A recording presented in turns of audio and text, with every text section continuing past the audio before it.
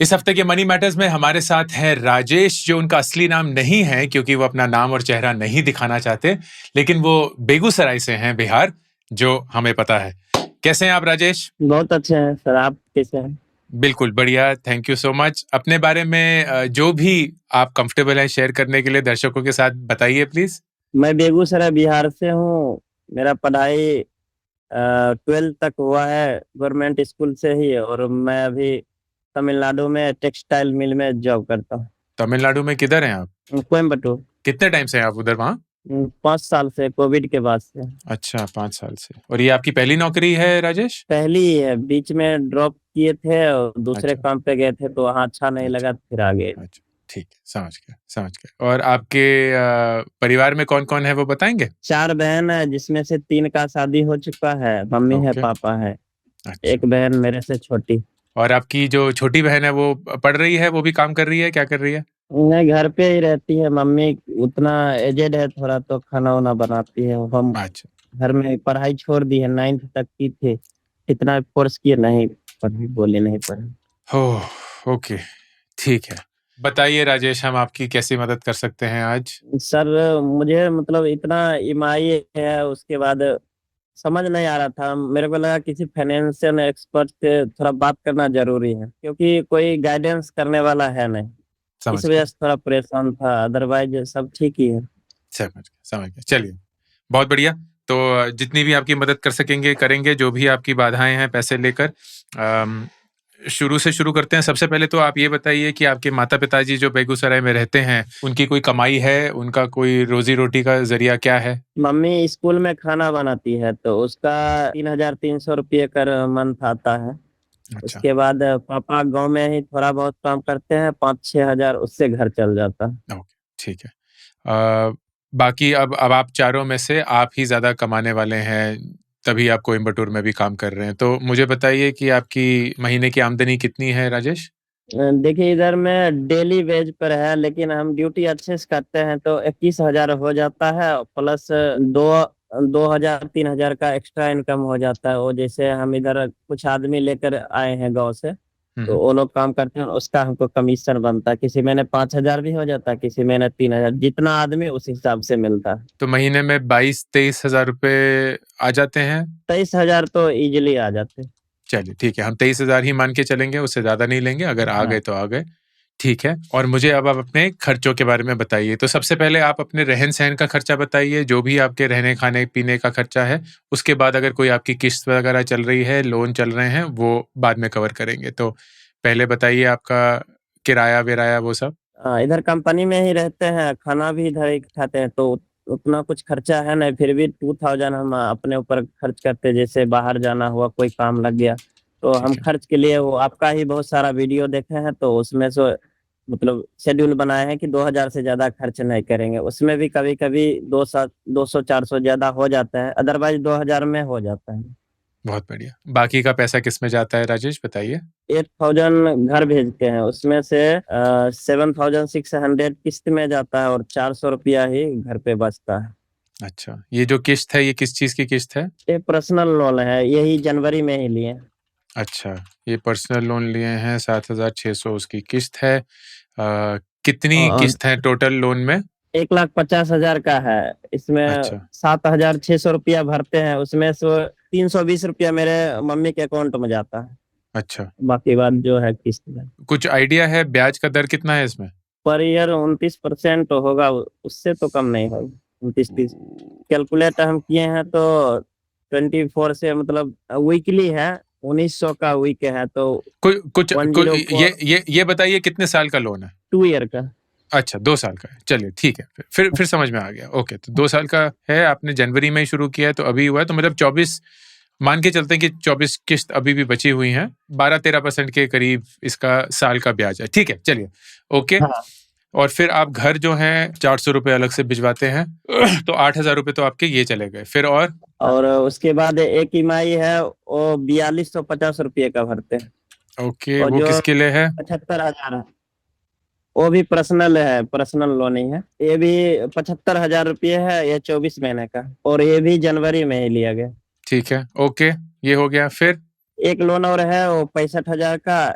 इसमें 3200 per month भरते हैं और इसमें मेरा 13 महीना बाकी है और ठीक है, ये भी 2 साल का था तो इसमें भरे हैं तो 13 मंथ अभी बाकी।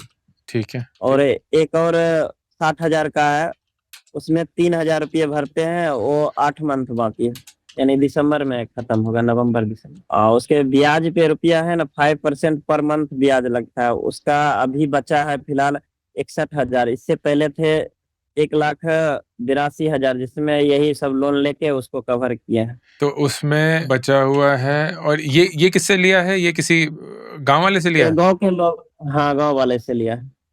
और इसमें अभी आप सिर्फ ब्याज ही दे रहे हैं कि लोन भी चुका रहे हैं? नहीं कुछ नहीं दे रहे हैं, इसका मतलब 2 ईयर हो गया है। अच्छा। टोटल और 1,82,000 था, उसमें हम 1,00,000 लगभग मतलब कि ब्याज दिए हैं और 1,21,000 कैश दिया है। यही 2 लोन लिए हैं जो जनवरी में उससे पेड किए हैं।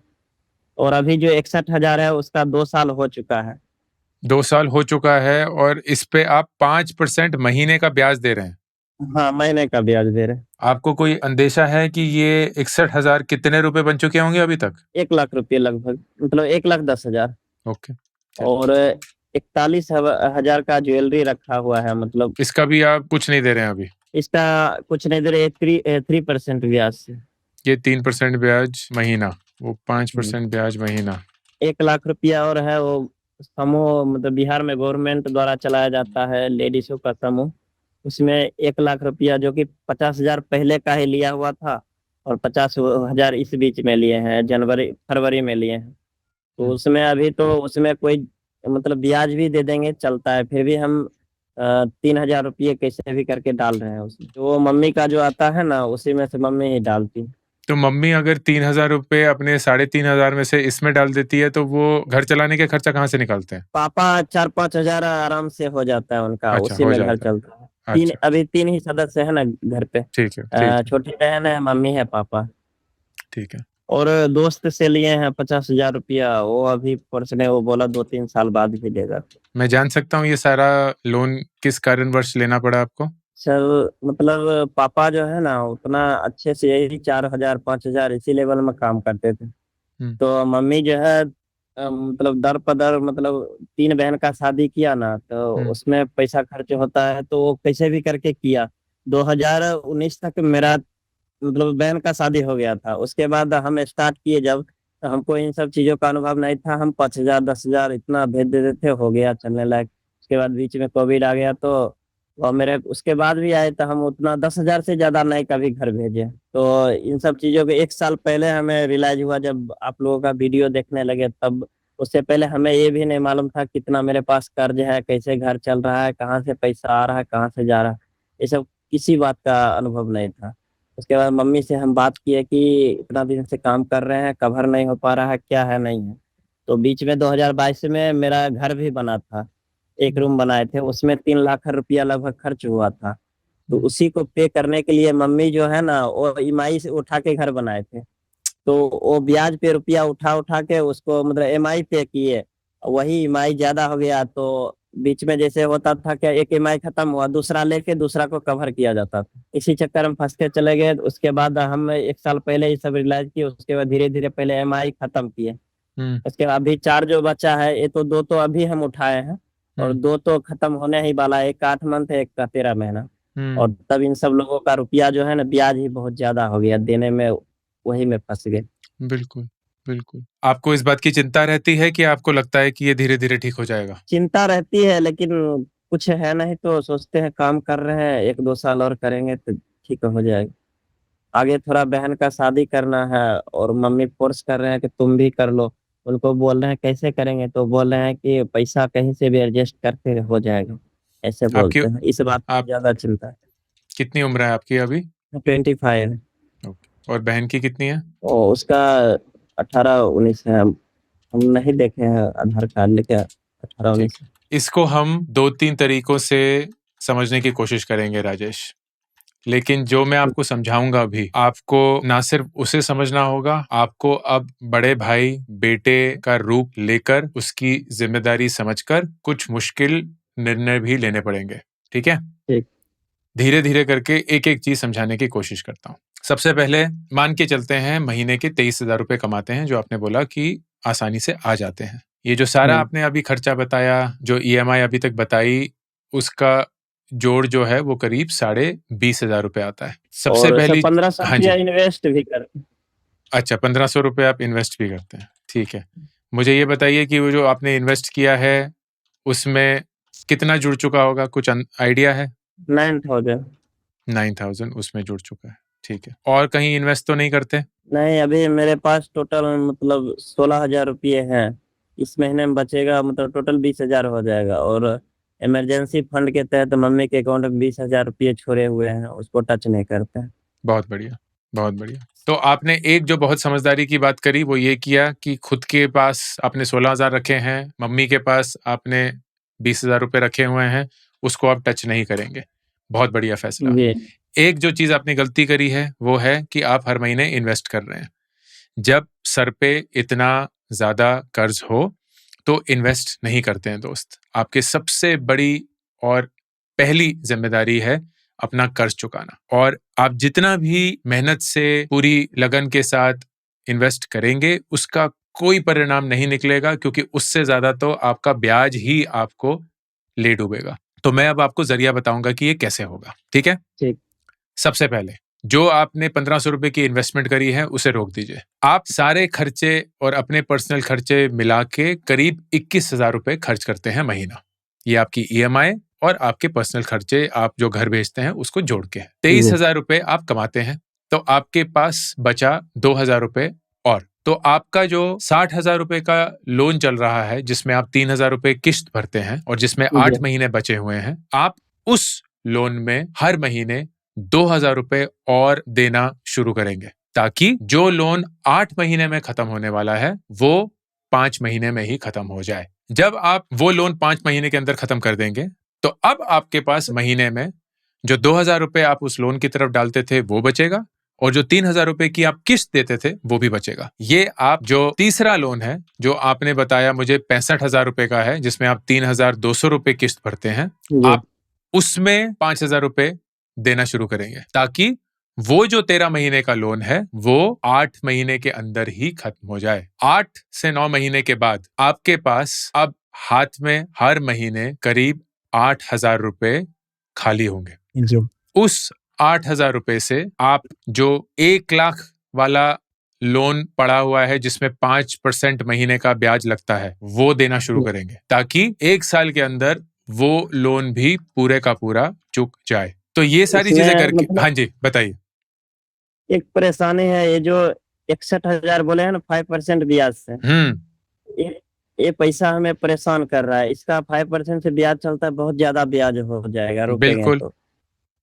तो मम्मी बोली है कि एक और पर्सनल लोन ले लेते हैं 50,000 का। और एक मेरे दोस्त हैं, वो 30,000 रुपये मदद करेंगे। और वो जो 16,000 बोले हैं वो ये महीना 20,000 हो जाएगा रुपया। तो हम सोच रहे हैं कि इसको कवर कर दें, उसके बाद लोन हम धीरे धीरे करके दे देंगे। आप एक और लोन लेंगे, सबसे पहले तो आपको वो शायद लोन मिलेगा नहीं, क्योंकि मिल जाएगा। मिल जाएगा, कैसे मिलेगा? वो एक रिलेशन में है मेरी दीदी, वो बोली है कि उठा के 55,000 रुपये वो देंगे। उसमें हमको बोला है कि मंथली 2,200 रुपये का EMI आएगा। तो वो तो उतना ही हो गया ना। अगर आप 55,000 रुपए लेकर उसको 2,200 रुपए की ईएमआई दे रहे हैं तो 48% ब्याज है, वो उससे कुछ नहीं खत्म होगा। आप 100 रुपए बचा रहे हैं, तो ये मत करिए। बल्कि अगर आप चाहते हैं, और मैं समझता हूं, तो जैसे ही आपका ये 8 महीने वाला लोन जब चुक जाएगा और आपके पास वो 3,000 रुपए खाली हो जाएंगे और ये वो 2,000 रुपए खाली हो जाएंगे, तो आप प्लीज अगला लोन खाली करिएगा, क्योंकि आपको पैसे निकालने हैं और ब्याज से ज्यादा पैसे देने हैं, तभी वो लोन चुकेगा। 1 लाख रुपए के लोन पे 5% ब्याज महीना, मतलब 5,000 रुपए तो किस्त ही किस्त है। तो इसलिए आपको वो इस ढंग से चुकाना है कि आप किस्त से ज्यादा पैसे दे रहे हैं, तभी आपका लोन चुक रहा है। अगर कोई दोस्त या कोई जानकार आपको कम ब्याज पे 15-20% पे या बिना ब्याज के, जैसे आपके दोस्त ने 50,000 रुपए दिए हैं, वो दे दे, तो तभी लीजिएगा। ब्याज पे फिर से कोई लोन मत लीजिए, क्योंकि आप वैसे ही अभी लोन के चंगुल में फंसे हुए हैं, आप उससे नहीं निकल पाएंगे।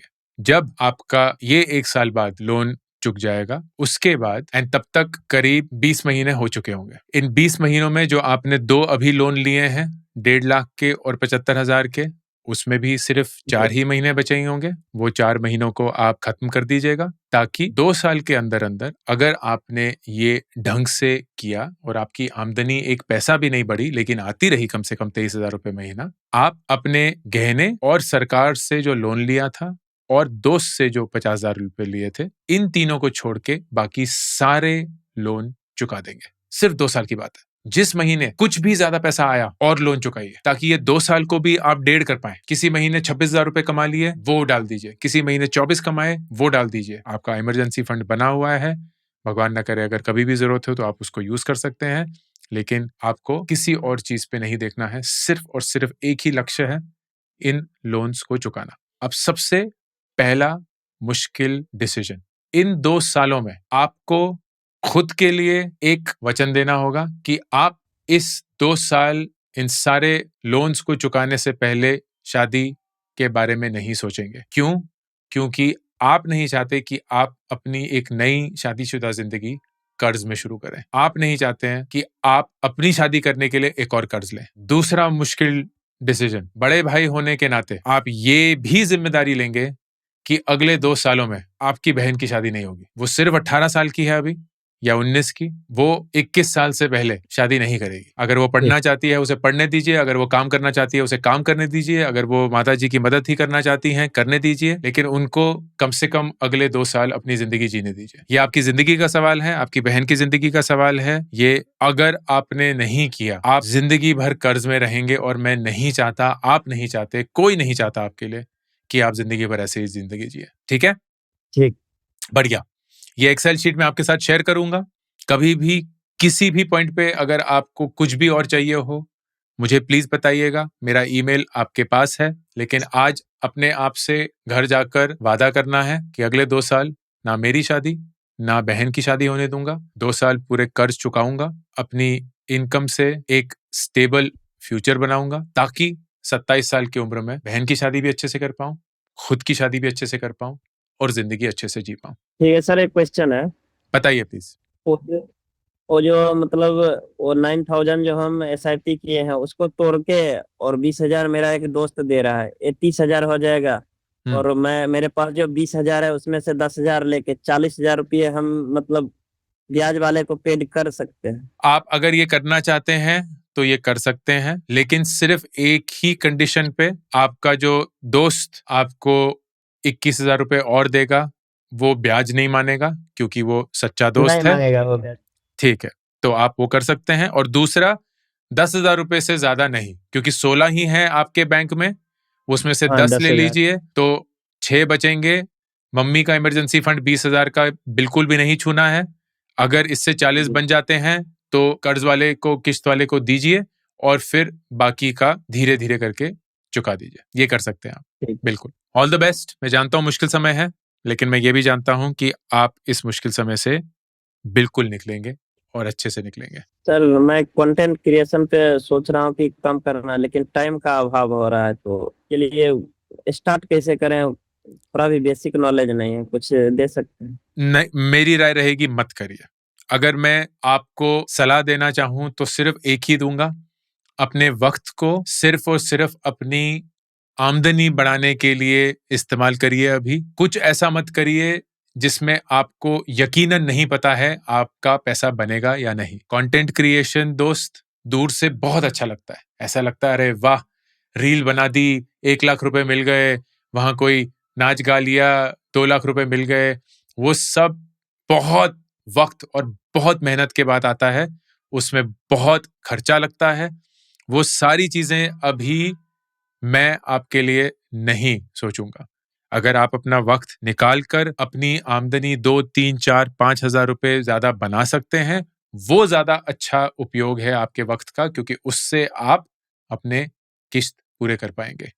जिस दिन सारे लोन चुक गए ना, उस दिन आप आजाद हैं। आप जो चाहे करिए, जहां जाना है जाइए, जैसे जिंदगी जीनी है जिए। लेकिन तब तक एक वनवास है, और वनवास में आपको वही चीजें करनी है जो आपकी और आपके परिवार की लिए सही है। कंटेंट क्रिएशन अभी वो चीज नहीं है। मैं आपको डिस्करेज नहीं कर रहा हूं, मैं ऐसा नहीं बोल रहा हूं कि आप मत करिए क्योंकि आप जीत नहीं पाएंगे। मैं ये बोल रहा हूं कि इस समय पे जब इतना मुश्किल समय चल रहा है, अपने आप को और मुश्किल में मत डालिए। बस हिम्मत मत थैंक यू। हारिएगा, सब कुछ सही होगा। ये साल आपके लिए अच्छा जाएगा। All the best. Thank you. Thank you. I'm super thrilled to announce my new latest project, India Genius Challenge. ये एक nationwide hunt है भारत के brightest young students का, aged between 13 to 15 years. एक online round followed by the national finals that will happen in Delhi, जहां सबसे brightest students को मिलेगी 10 लाख रुपए की स्कॉलरशिप। ऑनलाइन राउंड्स में daily, weekly, monthly winners announce होंगे। उनको मिलेंगे iPhones, iPads, PS5s, books, trophies, certificates and a lot more, all leading to the national finals happening in Delhi. Please, अगर आप किसी 13 से 15 साल के बच्चे को जानते हैं, आपके परिवार में कोई है या आप खुद वो हैं, then log on to indiageniuschallenge.com and start playing the challenge.